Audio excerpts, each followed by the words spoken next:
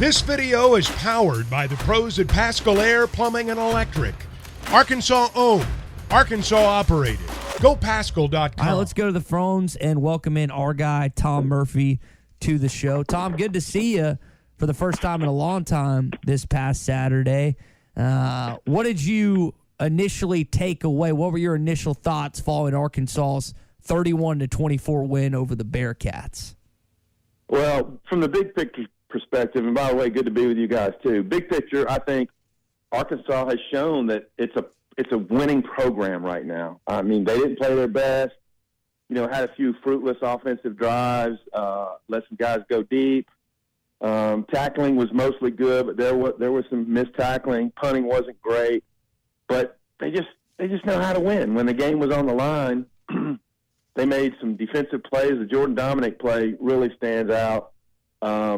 Cincinnati marches down the field with its first possession, looks great, and then Dwight McLaughlin picks it off and goes 51 yards to set up a touchdown. So I just feel like the players understand, what it takes. I don't think they get too worked up.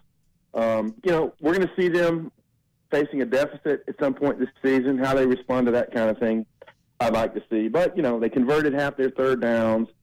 I think Cincinnati is going to wind up being a very good team. They missed a few deep balls, as we all know. I counted 4, maybe 5 deep balls they missed. If they can convert 1 or 2 of those, it's a different game. Arkansas is going to have to fight and claw a little harder. I'm concerned about defensive depth now with Catalon and Slusher injured, and the D-line was slightly better than I expected. I think, it's almost like kind of a no-name D-line. They just kind of do their jobs, but Terry Hampton stood out. Dominic stood out. I don't know. I think they're just going to be a fun team to track, and they seem to have hit on all their portal guys. And when a coaching staff, you're not whiffing when you're bringing in that percentage of new guys, veteran guys, and you're not whiffing on them, and they're delivering. That's a huge sign that coaches know how to evaluate the guys in the portal. Have you heard anything through the grapevine on Jalen Catalon and Miles Slusher, Tom? Yeah, I've heard several things. The problem being it's news, so I don't want to speculate other than I don't think either one is going to play this weekend, and then we'll see where it goes from there. But, the Catalon one, it's really hard to say when exactly it happened. Did it happen when he got the illegal block and ran into the 320-pound guy into kind of his hip area? And then when the quarterback ran into him, it wasn't that violent. So I'm not sure when it happened, and if it's his right shoulder, arm, hand, wrist, something going on there. And then the Slusher one, well, was it a concussion, pinched nerve? Has he got some structural damage in his shoulder? Hearing all kind of stuff. So we'll just kind of see it play out, and it's just a bigger deal on Breeny's got to play better than he did, and I think Kari Johnson's going to play a bigger role than Jaden Johnson. So it's going to give these guys, it's going to test their depth. Yeah. Tom, 5:49 left of the game. Cincinnati scores. It's 31-24. The Hogs are up a touchdown. They go to Rocket Sanders twice, get a yard on 2 downs, and now facing 3rd and 9. This is a play I think you can pinpoint that you could make the case won you the game. KJ Jefferson scrambles, gets you 14 yards on 3rd and 9, takes the clock from about 4 minutes and down inside 2 with that series, and the Hogs never give the ball back to. In your opinion, what did that play mean to this team and for KJ, and how far did it go to winning the game? Yeah, there's a handful of defining plays in every game, and that was certainly one of them. The Dominic play, the McLaughlin play, there's a few others. But, Jaden Hazelwood's catch in traffic, great catch. But I went back and looked at that play, and one of their linebackers, Huber, grabs KJ's arm, and it's not a solid grab, but he grabs it, and it's basically in the backfield. So the rush got to him pretty quick, and KJ decided he's going to run. So Huber grabs his arm, and he runs through that quite easily. So these linebackers have been playing almost the whole game, and, there's a fatigue factor. When he gets about 8 or 9 yards into the run, the other linebacker, Pace, has a chance to hit him, and KJ kind of jukes him, so he doesn't get anything. And then there's one other guy, and I forgot, a safety, I think. I think it might have been the guy, Byron Threat, is got him, KJ gives him a leg and then pulls it, and the guy's got him around the ankle. And if he can just grab and pull him down, they're short of the first down. But he gets out of that too, and then gets into the free and then runs out of bounds. So it was a fantastic run, and it's basically KJ Jefferson at his best. It was a pass play. He said Rocket probably was open. I don't remember where Rocket was out of the backfield, but he made the instinctive decision to pull it and then gets out of 3 potential tacklers to get the first down. And that last 5:49, I think that was the happiest thing. The thing that made Sam Pittman the happiest was Cincinnati never got the ball back. And let's face it, if they had had to punt, first of all, I think they would have used Reed Bauer.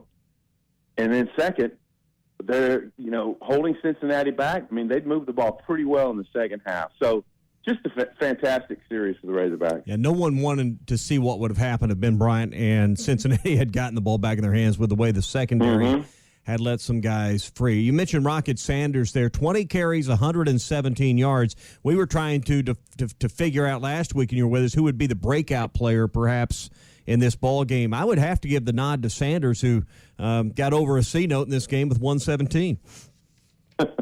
Yes, he did get over a C note. Here's what I think of Rocket Sanders.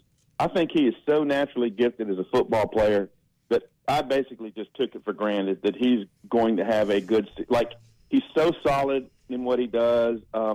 He loves football that, 117 doesn't surprise me. He had a couple of other long runs that were called back on some edge holds. And, and he had a few 1-yarders and things like that. But you just keep hitting it, and things will happen. About the scariest run he had was the one, it was down the goal line on about the 3, and he went left, and he kind of bounced.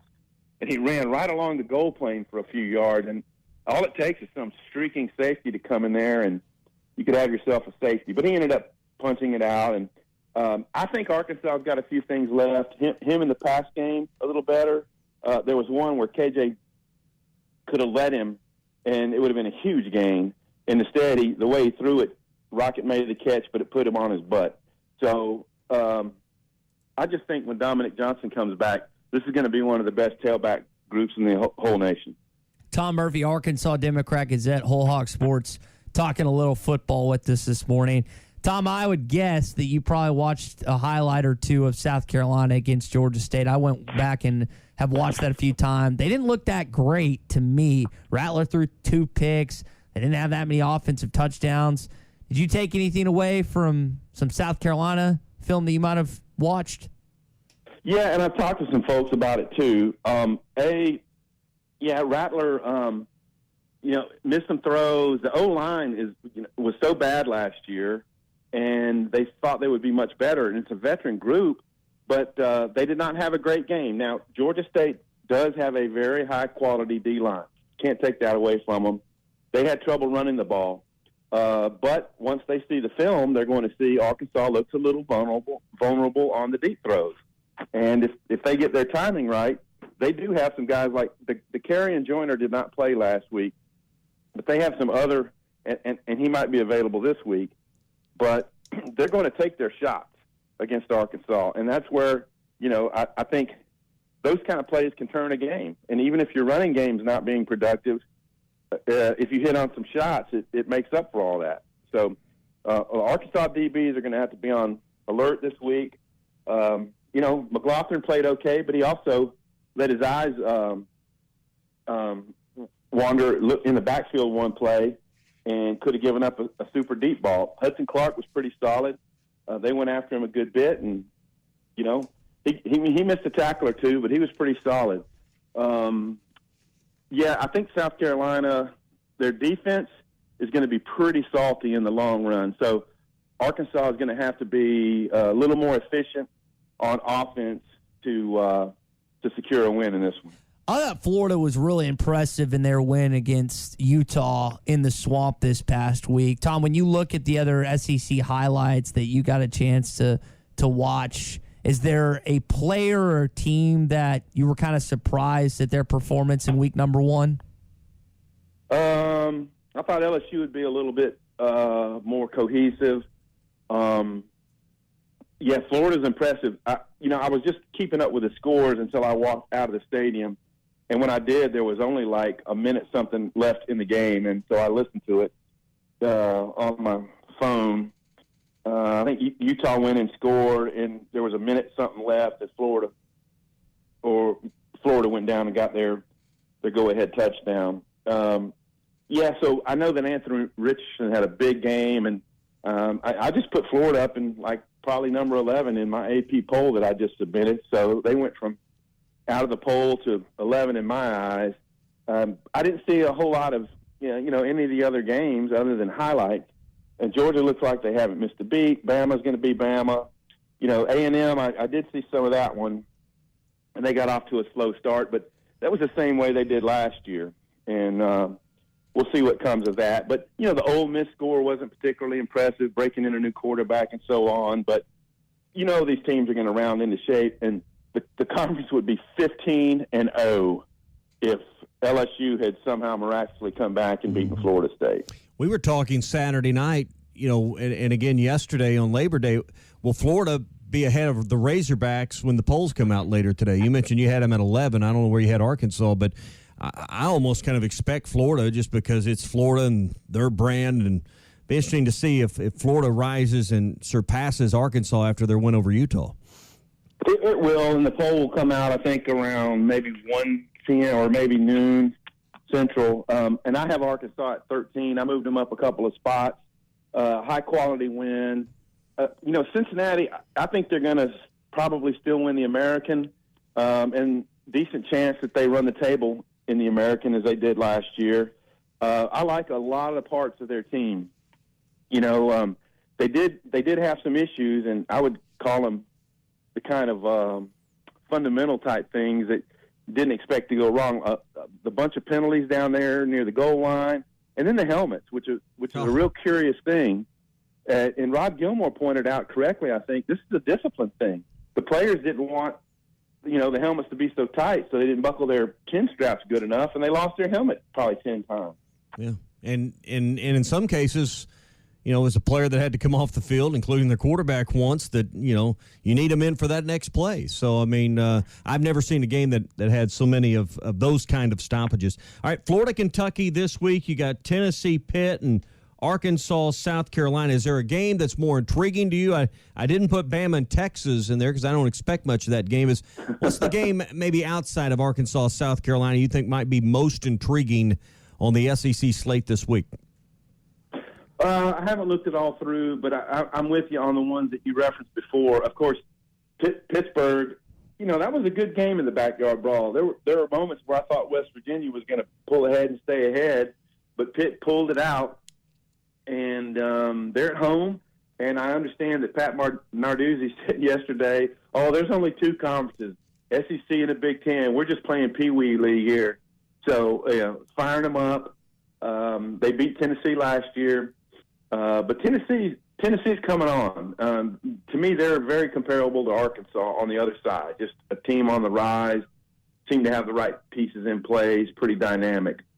So that game should be very interesting. And then, this is a big moment for Texas. After what happened to them against Arkansas and then the real flop at the end of last year, there was some hype in the offseason about them. Some people have them in their top 10 or 15, I think. I don't yet. But if they can stay within a touchdown or so of Alabama, it would be a big deal. If they somehow could pull off an upset, it'd be a huge deal. The question is, can they hang in the trenches? Can they withstand the 300-pounders on Bama's defensive front and the pounding that, Alabama's going to try to put on them on the offensive side? Tom, we'll leave it there, man. We appreciate you coming on with us every Tuesdays at 8 o'clock. We'll talk on Thursday at about 7:20. Outstanding. Talk to y'all then. All right, Tom Murphy with us here in the morning. BetOnline is the fastest and easiest way to wager on all your favorite sports, contests, and events with first-to-market odds and lines. Find reviews and news for every league, including Major League Baseball, NFL, NBA, NHL, combat sports, esports, and even golf. BetOnline continues to be the top online resource for all your sports information, from live in-game betting, props, and futures. Head to BetOnline today or use your mobile device to join today and make your first sports bet. Use our promo code BELIEVE50 to receive your 50% welcome bonus on your first deposit. That's BELIEVE, BLEAV 50. That's BELIEVE, BLEAV 50. Bet online, where the game starts.